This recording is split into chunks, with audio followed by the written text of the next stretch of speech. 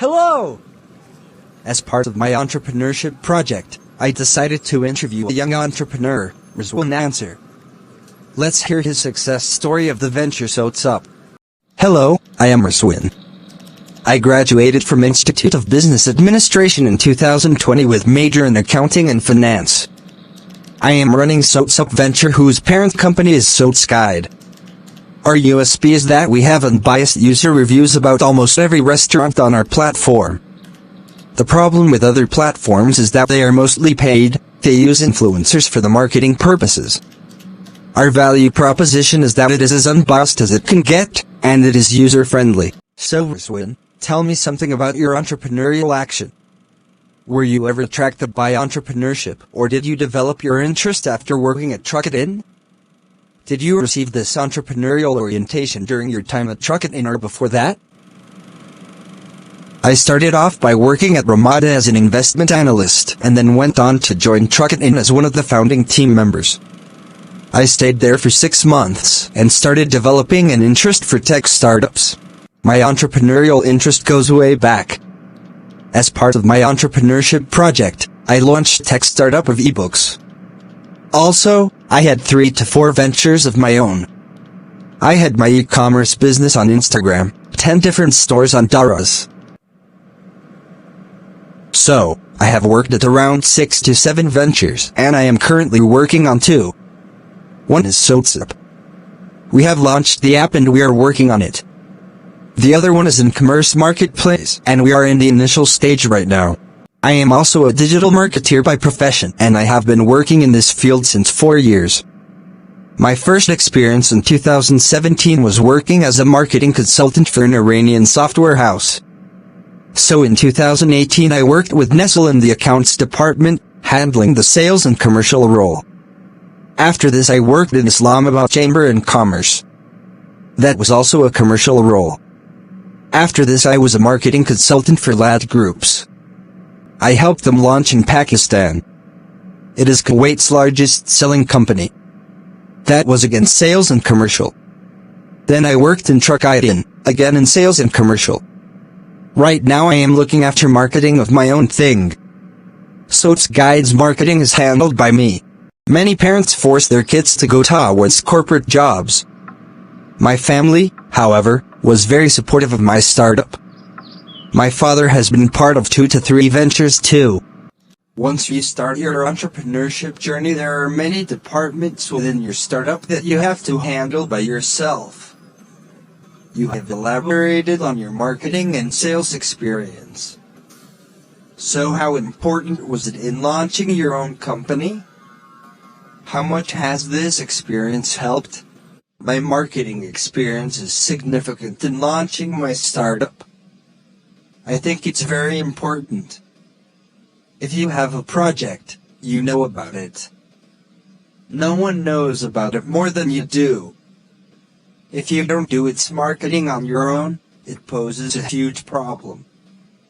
You might have something in your mind and you are not able to communicate to your agency or your marketing team. You need to convince people to understand your product and why to use it. Firstly, you have to convince your marketing team. Once they are convinced, then we come to sales. About sales. You cannot be a good salesperson if you do not believe in the product yourself. If you are handling the marketing of your product on your own, then the chances of conversion become higher. Also, once you launch a tech business, you note down your cost of customer acquisition. The lower the cost, the less amount of cash used. The less amount of cash used, the more you are sustainable as startups have less cash available. Airlift's failure was due to high customer acquisition cost and low revenue generated per customer. If you compare Bazaar and Airlift, the minimum order quantity from Bazaar and the average basket size is around 10,000. So if they are spending even 600 or 700 PKR per customer, they're making a revenue of 9,400 PKR. People used to mostly order chips and biscuits from Airlift, making Airlift's average basket size to be 250 to 275 pkr. If you're rearing 275 pkr, spending 600 pkr, burning 300 pkr, the business is bound to fail. So if the product is your own and you manage its marketing by yourself, you try to save cost in marketing as well. Okay. Can you please tell me about your business venture? The venture that you launched, the product and services you are offering. Soats Guide is Pakistan's largest food community with around 2 million members. We are operating in 36 cities all across the world, and we are operating 24 businesses as of today. Our groups are Facebook based up till now. People come to us saying that they want to execute, but since they do not comply by Facebook's guidelines, it becomes a problem for us. That's how we realized that we want a platform where we have our own governance. That's why we launched the app. As of now, it's in the initial stage, so we have launched a single feature, which is our minimum viable product. Startups get funding on the basis of this single feature. Currently we only have food discounts. Till now we offer only food discounts. For you went to some restaurant like Nando's and order something like a chicken piece, you must click picture of the order and then post it on Facebook and WhatsApp, and you will get a 20% discount in return. We don't have any cash earned in this method, whereas if you want to target this restaurant, then they need to spend 1-2 lakh on targeting only, but with us they don't have to spend this budget, as you will be providing them free marketing, and the Y will get free penetration in our social circle, which is a win-win situation for them. Coming to my venture, I established Soats Up. It's a digital app, and its parent is e-commerce company Soats Guide. Soats Guide is Pakistan's largest food community with around 2 million members. We are operating in 36 cities all across the world, and we are operating 24 businesses as of today. Our groups are Facebook based up till now. Soats Up is based on the idea of promoting local restaurants who would be paying subscription fees to us. We would be sending marketers to these restaurants who would put up a food review on our community. These marketers will be getting the subscription fees, which is paid by these restaurants. For now, this service is only available in Islamabad. The planning stage took almost 2 years. During that we did many focus groups, surveys and interviews.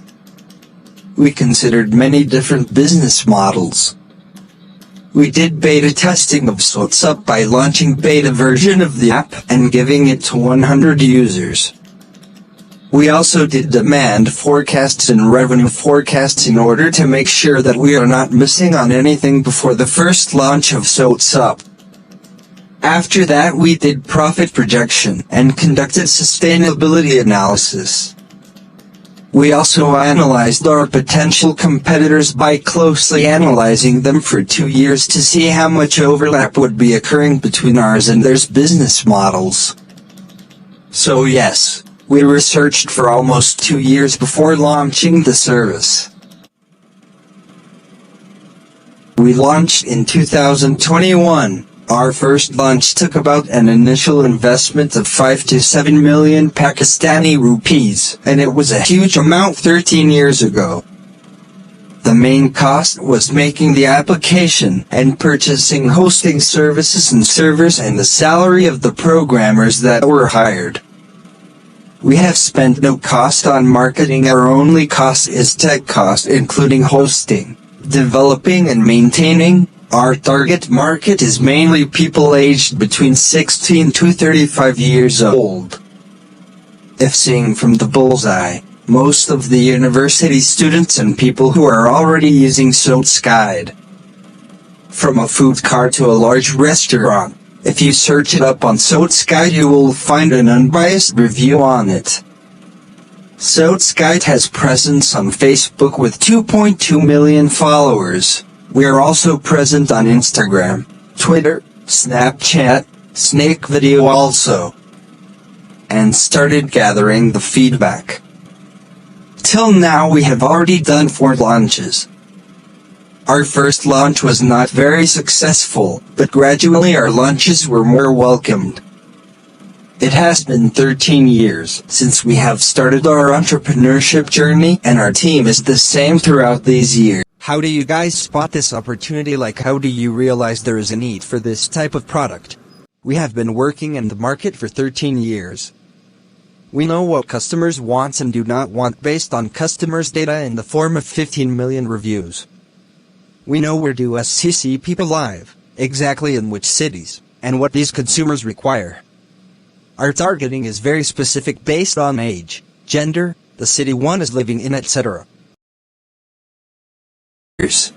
Once you launch a tech business, you note down your cost of customer acquisition.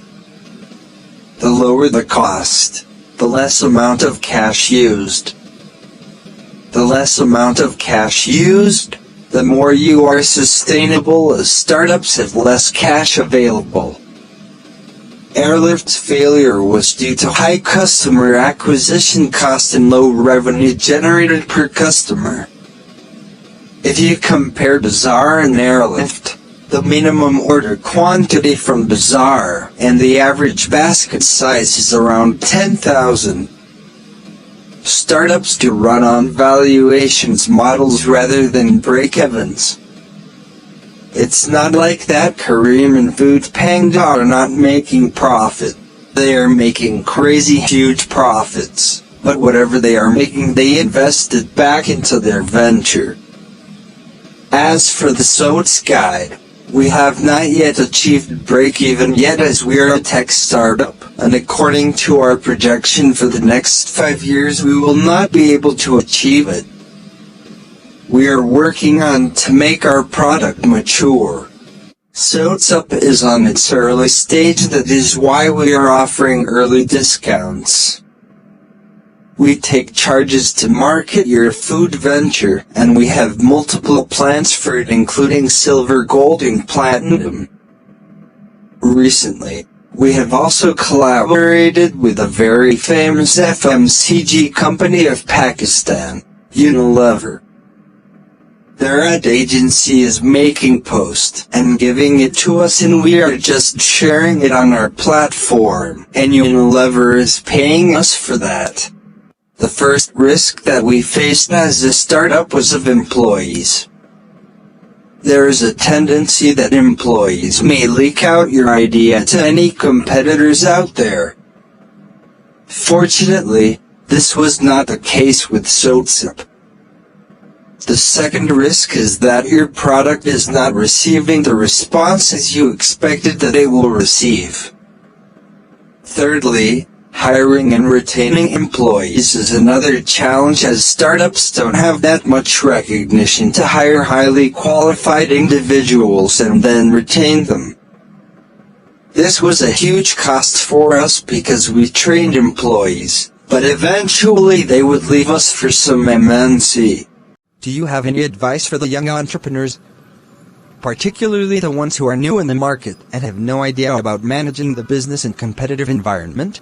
Before we started the project, we worked on the model for almost 2 years. We did consumer surveys and focus groups. We did consider different consumer models.